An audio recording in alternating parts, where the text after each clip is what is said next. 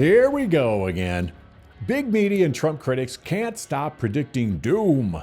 They fixate on what might go wrong instead of what is going right. So when reality proves them wrong, they just move the goalpost again and again and again. But what if the real story isn't about panic, but about peace? What if one of the boldest moves in global trade today is actually decades overdue? And what if the surprising root of the whole debate traces back to one of the most selfless and little-known acts in world history? Of course, what does God think about it? Check the mic and make sure it sound right, boys. Nothing captures this pattern better than CBS's Margaret Brennan. Back in March, she warned Trump's tariffs could spike inflation. By June, inflation had cooled. Yet she kept pressing the panic button, ignoring the very outcome that disproved her original fear. Let's take a look. If the president does roll out the 10% tariffs that he says are coming on China this week, the 25% on Canada and Mexico, how much do you think they will impact what Americans experience? The Peterson Institute says it'll cost households an additional $1,200 a year. Look, a couple of things.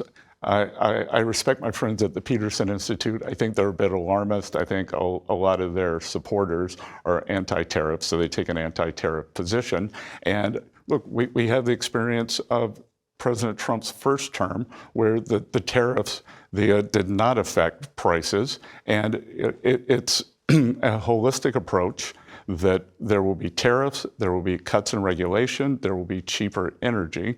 So I would expect that very quickly we will be down to the Fed's 2% target. So I'm expecting inflation to continue dropping over the year. So are there 5 or 8 areas that you have identified, as you said back in March, where American consumers will be able to have lower prices or should be warned of higher prices? Well, a lot of it's already working its way through the system. So we've seen a substantial decrease in gasoline and energy prices. So that's down 20% year over year. We've seen the food prices go down, these notorious egg prices. Through the good work of President Trump and Secretary Rollins, egg prices have collapsed. So we're seeing more and more. And what we want to do is even that out across all sections of the economy. So inflation has been very tame. Consumer earnings were up 0.8% last month, which is a gigantic increase for 1 month. So real earnings minus low inflation is great for the American people, and that's what we're seeing. But for consumers, the reality is there will either be less inventory or things at higher prices or both. When we were here in March, you said there was going to be big inflation. There hasn't been any inflation. Actually, the inflation numbers are the best in 4 years. So why don't we stop trying to say this could happen and wait and see what does happen? But here's what no one's saying out loud. America's trade system, really our global trade system, has been frozen in time, still based on decisions made 80 years ago after World War II.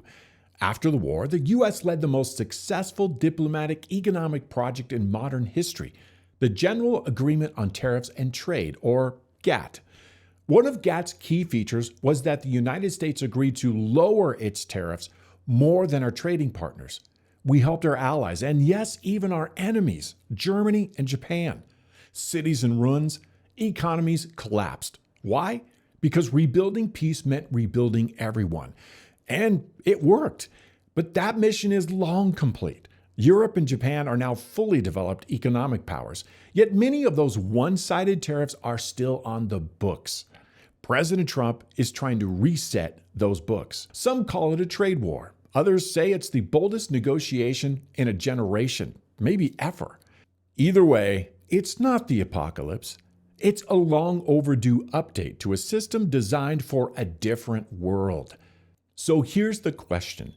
How many times does the sky is falling have to fall flat before we start asking for a better way to think?